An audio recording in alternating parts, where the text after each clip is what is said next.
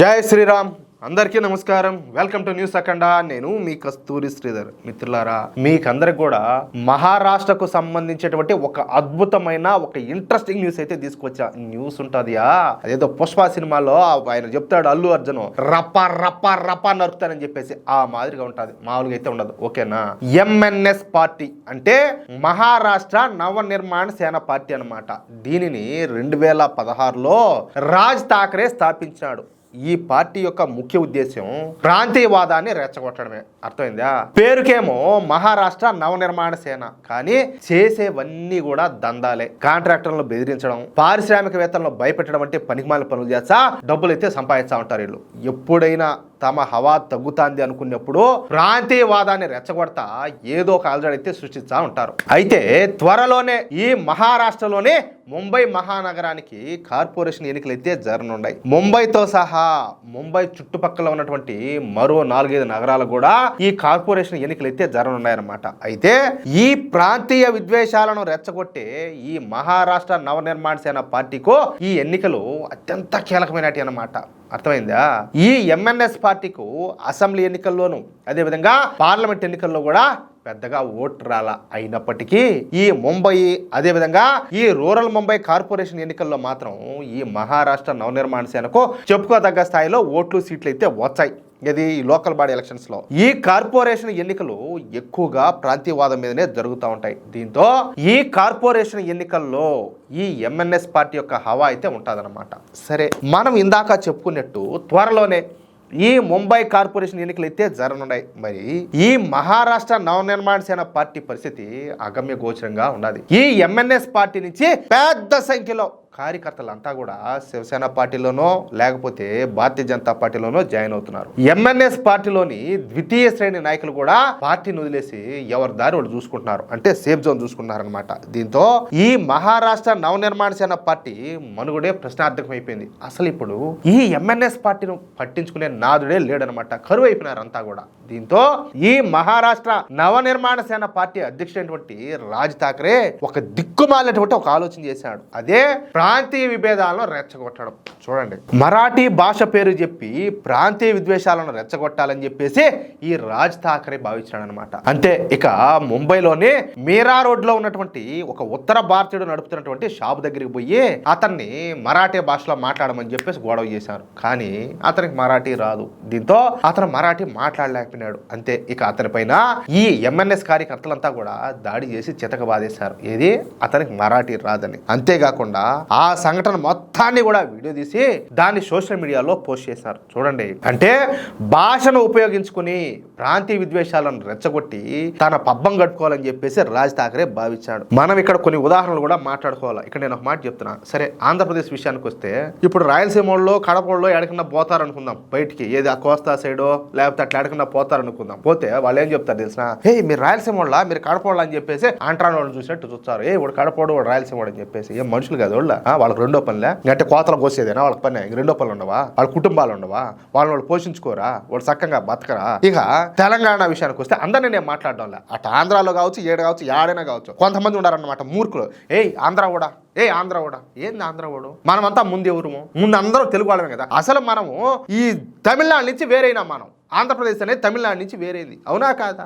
అప్పుడు అందరినీ కూడా ఇప్పుడు మామూలుగా ఉత్తర భారతదేశానికి పోతా ఉంటే అక్కడ ఉండేటువంటి కొంతమంది మూర్ఖ ముండా కొడుకులు మనల్ని మద్రాసీలు అంటా ఉన్నారు. సరే, కొంతమంది పుణ్యమా అని చెప్పేసి అక్కడి నుంచి మనం వేరే అయిపోయినాం. ఆంధ్రప్రదేశ్గా ఏర్పడింది మన రాష్ట్రం. మళ్ళా తెలంగాణ సపరేట్ అయింది. సరే, రెండు తెలుగు రాష్ట్రాలే, అందరం తెలుగు వాళ్ళమే. యాస అనేది వేరు కావచ్చు, అందరం తెలుగు వాళ్ళమే కదా. ఇప్పుడు ఒక తల్లికి పుట్టిన 2 బిడ్డలియా, వాళ్ళు వేరైతే మాత్రము వాళ్ళిద్దరు అన్నదమ్మలు కాకుండా పోతారా? కొంతమంది మూర్ఖులేమో ఒకడేమో నువ్వు తెలంగాణ వాడు అని ఒకడంటే, నువ్వు ఆంధ్ర వాడు అని ఒకడంటే కొట్టదు మెట్ట వాళ్ళని పట్టుకొని చేత్తో కొట్టకుండా ఏంది అది? ఇకపోతే కర్ణాటక పోతాం. కర్ణాటకలో కూడా ఆడుండేవాళ్ళు కొంతమంది ఇదే భాష పిచ్చి, లోకల్ పిచ్చి. నువ్వు కన్నడలో మాట్లాడు, అది మాట్లాడు, ఇది మాట్లాడు అని చెప్పి ఓళ్ళు రచ్చ చేచ్చరు. తమిళనాడు పోతే తమిళ వాళ్ళు ఓళ్ళు రచ్చ చేచ్చరి. హిందీ రాష్ట్రాలకు పోతే నువ్వు దక్షిణ దొడిగినని చెప్పి సాకుండా మూర్ఖపు ముండా కొడుకులు వాళ్ళు ఒక రచ్చ చేశారు. ఇట్టాయి కదా మన బొక్కనాయకి పోయిందే. ఎప్పుడో తెలిసిన మొగనాయలు మన దేశానికి ఇట్టే వచ్చారు. మనలో ఉన్నటువంటి అనైక్యత, మనలో మనం లేకపోవడము, మనం కలిసి లేకపోవడము, మనలో మనం కొట్టుకు సచ్చా ఉండడం మూలంగానే ఈ మొగల ముండా కొడుకులంతా వచ్చి మన దేశాన్ని ఆక్రమించుకొని 100 సంవత్సరాలు పరిపాలించారు. వాళ్ళ తర్వాత ఈ బ్రిటిష్ కుక్కలు తెల్ల కుక్కలు వచ్చి మన వాళ్ళకి బిస్కెట్లు వేసి మనలో బానిసలుగా మార్చుకొని వాళ్ళు పరిపాలించారు. ఎందుకు? దీని వల్లనే కదా మనలో మనమేమో కొట్టుకొని చచ్చా ఉంటాము. పక్కనోడేమో వాడు రెచ్చిపోతా ఉంటాడు. పోయి వాళ్ళ ముడ్డి నాకాల్సిందే. సిగ్గుమాలి ముండా కొడకల్లారా, సిగ్గులేదంటారా ఒకరవన్నా కూడా. మనం అందరం భారతీయులు అనేది ఎట్ట మర్చిపోతారు అంటాలే.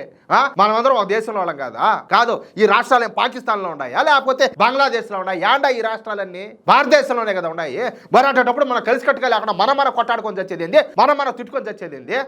ఎవరైతే ప్రాంతీయవాదాన్ని అదేవిధంగా భాష పేరు చెప్పి ఎవరైతే కారు కూతురాన్ని కూర్చేట లంగా పనులు లత్కోరు పనులు చేస్తారో మెట్ల తీసుకొని కొట్టాలి, చేత్తో కొట్టకుండా ఒక్కొక్కటిలా కూడా.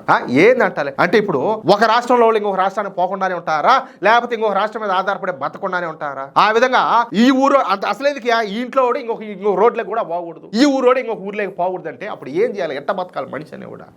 మనం వేరే రాష్ట్రాలకు పోతున్నాం, వేరే దేశాలకు పోతున్నాం. కొంతమంది బయటికి పోయి కష్టపడి 10 రూపాయలు సంపాదించుకొని కుటుంబాన్ని పోషించుకున్నారు. ఈ దేశానికి పన్నులు కడతారు. నువ్వు ఈ దేశానికి రాకూడదంటే వాళ్ళు ఎట్ట బతకాలా? కొంచెం నా సిగ్గుచారం లేదంటారా నీ బతుకులు చేయడా? ఎట్ట ఒరే ఏ మిషన్లో పెట్టి తీర్చి వచ్చారా మీరంతా కూడాను? ఇంత అవివేకులు, ఇంత పనిమాలం ఉండకూడదు, ఇంత మూర్ఖులు. ఖచ్చితంగా ప్రతి ఒక్కరిలో కూడా మార్పు రావాలా. మీకు అలాంటి వాళ్ళు ఎవరైనా కనపడితే మెట్టు తీసుకొని కొట్టండి, మూతి పని రాలు కొట్టండి. ఈ ప్రాంతీయ భేదాన్ని అదేవిధంగా భాషల పేరు చెప్పి ఎవడైనా పబ్బం గడుపుకోవాలనుకుంటే చేతితో కూడా తగలనే వద్దు. ఇది మనకు నష్టం. ఎంత కష్టపడితే మన స్వాతంత్రం వచ్చింది, ఎంతమంది త్యాగ ఫలితం ఈ రోజు స్వాతంత్ర భారతదేశం. మళ్ళీ మనలో మనం కొట్టుకొని తెచ్చే పక్క వాళ్ళకి మళ్ళీ అవకాశం ఇద్దామా? సిగ్గులే మన బతకలకు ఒకరవన్నా. మనం ఎట్టాక ఇడేం పీ కట్టలు కట్టేది ఏం లేదులే. మనోళ్ళు పెద్దోళ్ళు ఇచ్చిన స్వాతంత్రాన్ని అన్నా మనం కాపాడుకొని మన భవిష్యత్ తరాలకు ఇవ్వాలి కదా. అది కూడా చేయకపోతే ఎందుకు మన బతుకంటాలే? ఎందుకు దానికి విలువ ఉండదా? సరే, ఇక న్యూస్ విషయానికి వస్తే ఇక ఈ విషయం పైన మహారాష్ట్ర బీజేపీ యువ నాయకుడు అదేవిధంగా డైనమిక్ లీడర్ అయినటువంటి నితేష్ రాణే తీవ్రంగా స్పందించాడు. ఈ విషయం పైన ఆయన మాట్లాడతా అదే విచిత్రమో గానీ ఈ ఎంఎన్ఎస్ పార్టీకు ఎన్నికల ముందే అన్ని రకాల సెంటిమెంట్లు అన్ని కూడా గుర్తుకొస్తా ఉంటాయి. ఇప్పుడు ఒక నార్త్ ఇండియన్ పైన దాడి చేయాల్సిన అవసరం ఏమొచ్చింది? అతనికి మరాఠీ రాదని చెప్పేసి అతని పైన దాడి చేశారు, బాగానే ఉండాలి. మరి పెద్ద పెద్ద గడ్డాలన్నీ కూడా పెంచుకొని ఈ టోపీలన్నీ కూడా పెట్టుకొని వాళ్ళు వాళ్ళ భాషల్లో మాట్లాడుకుంటా ఉంటారు. వాళ్ళకి మరాఠీ రాదు కదా. మరి మీరు పోయి వాళ్ళు ఏం చేస్తారు అంటాలే. ఏదో వ్యాపారం చేసుకోవడానికి ఉత్తర భారతీయులు ముంబైకి అయితే వచ్చినారు. కానీ ఇక్కడే పుట్టి ఇక్కడే పెరిగి ఇక్కడే చదువుకున్నటువంటి ముస్లింలు ఎందుకు మరాఠీ నేర్చుకోవడంలే? మరి వాళ్ళను ఈ ఎంఎన్ఎస్ పార్టీ ఎందుకు ప్రశ్నించదు? సరైన ప్రశ్న కదా ఇది. ఏడో పుట్టి వచ్చే వాళ్ళని వదిలేండి, ఏడో పుట్టి పెరిగిన వాళ్ళు ఎందుకు మరాఠీలో మాట్లాడరు? పక్క రాష్ట్రాల నుంచి వచ్చేటువంటి వాళ్ళను మరాఠీలో మాట్లాడమని చెప్తున్నటువంటి ఈ ఎంఎన్ఎస్ పార్టీ నాయకులు కార్యకర్తలు మరి ఇక్కడే పుట్టి ఇక్కడే పెరిగి ఇక్కడే చదువుకున్నటువంటి ముస్లింలను ఇదే ప్రశ్న ఎందుకు అడగరు? అంటే మీ హిందువులంటే చులకనా మీకు హిందువులంటే? మీకు దమ్ముంటే వెళ్ళి ముస్లిం ప్రాంతాల్లోకి పోయే అక్కడ ముస్లింలను ఇదే విధంగా మరాఠీలో మాట్లాడమని చెప్పేసి అడగండి చూద్దాం. మీరు ఆ పని చేయలేరు. ఎందుకంటే వాళ్ళ నుంచి ప్రతిఘటన అయితే ఎదురవుతుంది, కానీ హిందువుల నుంచి ఈ ప్రతిఘటన అనేది ఎదురు కాదు. ఏమి ముంబైలో ఉంటూ కోట్లు సంపాదించినటువంటి జావేద్ అఖ్తర్ కు అదేవిధంగా అమీర్ ఖాన్ లకు మరాఠీ వచ్చా? వాళ్ళు మరాఠీలోనే మాట్లాడతారా? ఖచ్చితంగా రాదు. మరి వీళ్ళు ఎందుకు ప్రశ్నించరు? ఎందుకు వాళ్ళందరినీ కూడా ప్రశ్నించరు అంటాలే. నేను ఇప్పుడు ఈ ఎంఎన్ఎస్ పార్టీకు స్ట్రైట్ గా ఒక వార్నింగ్ ఉదాహరణ, ఇక పైన ఈ విధంగా భాష పేరు చెప్పి ప్రాంతాల పేరు చెప్పి హిందువుల పైన కనుక దాడులు చేసే ఎట్టి పరిస్థితుల్లో కూడా ఊరుకునేదిలే. ప్రస్తుత మహారాష్ట్ర ప్రభుత్వం హిందువుల కోసమే ఏర్పడినటువంటి ప్రభుత్వం. అర్థమైందా? అంటే హిందువుల కోసమే ఏర్పడేటువంటి ప్రభుత్వం.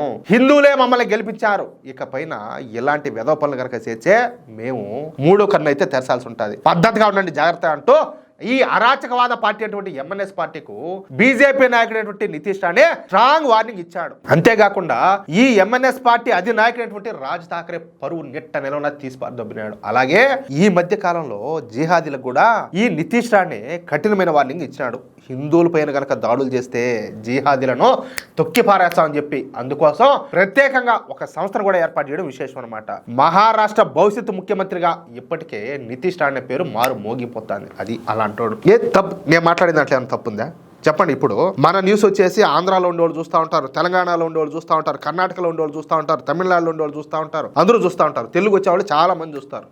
నేను మాట్లాడేది తప్ప?